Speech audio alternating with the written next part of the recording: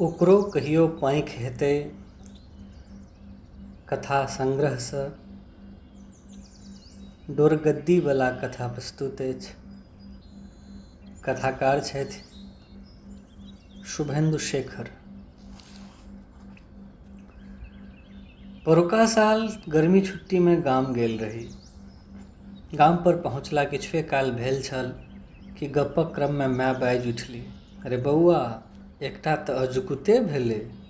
ओ जे डोरगद्दीवला बुढ़बा रहौ तकरा मन्दिरवला भाय आ सुधीर बाबू दुनू बापूत मारि देलकै। हम स्तब्ध भऽ गेलहुँ। डोरगद्दीवला बुढ़बाक असली नाम छलै सुखदेव राय, जे बगलेक गामक छल। ओ लगभग सब दिन एकटा मोटा अपना पीठ पर लदने अबैत छल। ओहिमे रहैत छलै टिकली, सुन्नूर, अलता, डोरा आदि। राखीक समयमे राखी आ अनन्तक समयमे अनन्तक डोराक एकमात्र स्रोत एतऽ वएह बुढ़बा छलै। चाहे पूस माघक जाड़ होय आ कि जेठक दुपहरिया, ओ आवाज लगबैत रोजे नजरि अबैत, डोरगद्दी, टिकुली, अलता। ओ कनि ऊँच सुनैत छल, ताहि लेल ओकर आवाज सेहो सामान्यसँ ऊँचे रहैत छलै। ओकरा बजेबामे 13 दिबिया टेल जरि जाइत छलै। ओना तऽ ओ गामक घरही सबके चिन्हैत छलै, मुदा पुरान लोक आ नवकनियाँ सबसँ ओकर परिचयो छलैक। गामक लुक्का सबके ओकर भागसँ डाह रहैत छलै। ओकर बेटा गणेशी छठा क्लास धरि हमर संगी छल, तेँ ओ बुढ़बा हमरा बड़ मानै छल। छठाक बाद गणेशी अर्थाभावक चलते पढ़ाइ छोड़ि देलक, मुदा हमरासँ तैयो खूब पटै ओकरा। सुदर्शन कक्का हमरा सभक दियादेमे छथि। बाबूजीसँ उम्रमे पैघ भेलाक कारणे हमर माय हुनक नाम नहि लऽ मन्दिरवला भाय कहैत छनि। सुधीर भाइ हुनक एकमात्र सुपुत्र छथिन। सुदर्शन कक्का अपना दलान पर एकटा मन्दिर बनौने छथि। बैंकक नौकरीसँ अवकाशक बाद आब एहिमे पूजा पाठ करैत रहैत छथि। गामक पूँजीवलामे हुनकर गिनती होइत छनि आ ओ रस्तो बेरस्ता मन्त्र जाप करिते चलैत छथि। डोरगद्दीवलाक मृत्युक वृत्तान्त सुनि हमरा ठकमुरी लागि गेल। ओकरा बहुत बेरहमीसँ मारि देल गेलै। 2 दिन पहिने ओ बुढ़बा अटट रौदमे सामान बेचि रहल छल। जखन ओ सुदर्शन कक्काक मन्दिर लग आयल तखन ओ आदतिवश कस कऽ आवाज लगेलक, डोरगद्दी, अलता, टिकुली। सुदर्शन कक्काके भक लगले रहनि। ओ खौँझा कऽ ओकरा कहलखिन, रे महाअंचो, ओम्हर जाकऽ बेचबे से नहि। ओ बेचारा किछु सुनबे नहि केलक।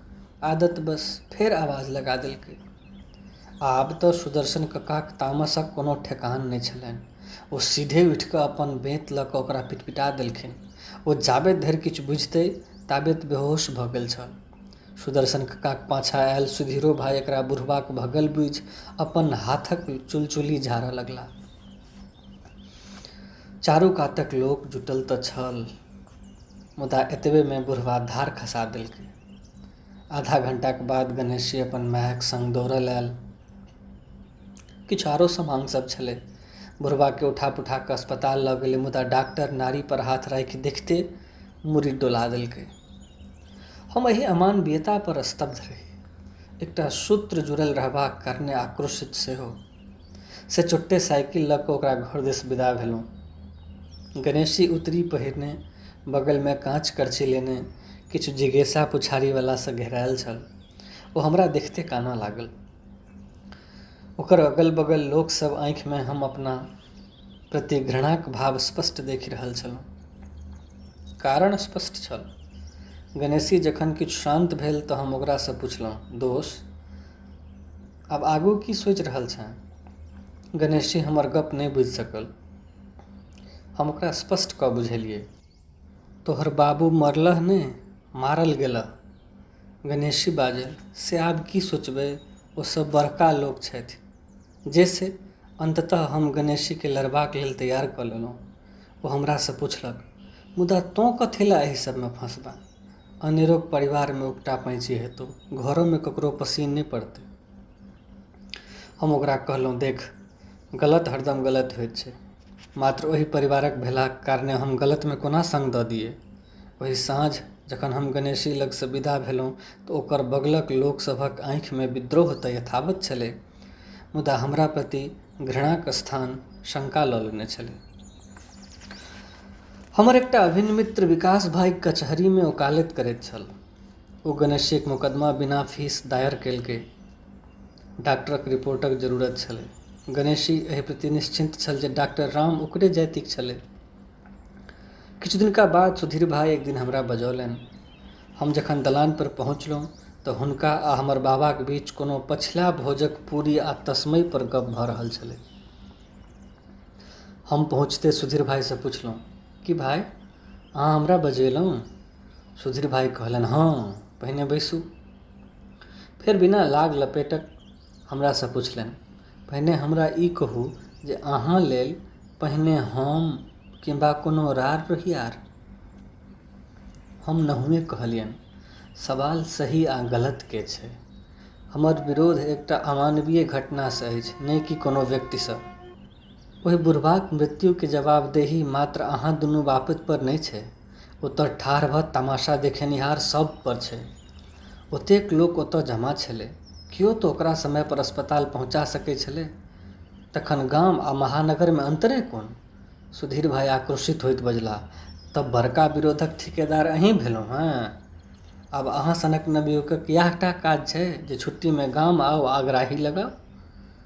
ओ बुढ़बा तऽ मरयवला छलै, कोनो उमेर कम तऽ नहि छलै। हमरा रहल नहि गेला। हम कहलियनि, एकर माने तऽ ई भेल जे बूढ़ भऽ गेल छै आ वयस भऽ गेल छै तऽ ओकरा मारि पीट कऽ ऊपर पहुँचा देल जाय। हमरा जनैत सुदर्शन कक्काक सेहो उमेर ओकरासँ 5-7 बरख कम हेतनि। सुधीर भाई आक्रोशित भऽ काँपऽ लागलाह आ कने काल चुप रहि फेर नहुए कहलनि, ओ तऽ आब अहाँ सही गलत बुझऽ लगलहुँ। बड़ी काल धरि चुप्पी पसरल रहल। आब ओतऽ रुकब संभव नहि छल। हम चलि देलहुँ। सुधीर भाई आ सुदर्शन कक्का एकरा बाद हमर धुर विरोधी भऽ गेलाह आ एकरा गौआँ अनगौआँ आ जाति कुजातिक रंग देनाइ शुरू कऽ देलखिन। सबतरि हमर किधान शुरू भऽ गेल छल आ हमरा लेल दूध माछ दुनू बातर। घरसँ हमरा निकलिते चौकक लुक्का सब ठिठियाइत हँसी उड़ाबै, छौड़ा गेल हाथसँ। एक दिन तऽ हद्दे भऽ गेलै। माय कहलक, रे बौआ, एना किया झंझट पेसाहै छेँ? बाबूजी बगलमे पेपरसँ मूड़ी हटा कऽ बजलाह, विभू, अहाँ जँ एहि सब लेल गाम अबै छी तऽ अयबाक जरूरत नहि छै, कैरियरे पर ध्यान दियौ। अगिला दिन हम गामसँ विदा भऽ गेलहुँ।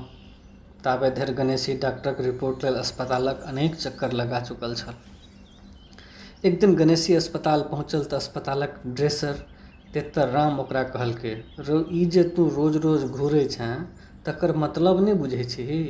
रौ देखी, जाबे धरि तू किछु खर्चा पानी नहि करबै ताबे धरि डॉक्टर साहब किछु सुनथुन थोड़े। सुदर्शन बाबू तऽ डॉक्टर साहबक पाछू कत्ता पाइ खर्च कऽ चुकलाह। हुनकर बैसार डॉक्टर साहबक संग रोजे होइ छनि। धियापुता लेल रोजे रसगुल्ला अबै छै, तोरा बुते ई सब हेतौ? गणेशी हताश होइत बाजल, हो हम तऽ सुनने छलहुँ जे डॉक्टर साहब अपन जाति भाइक सुनै छथिन। तेतर राम बाजल, धुरबुरी, इहो नहि बुझै छी जे भरि दुनियामे दुइए गो जाति छै, एगो पाइवला, एगो बिन पाइवला।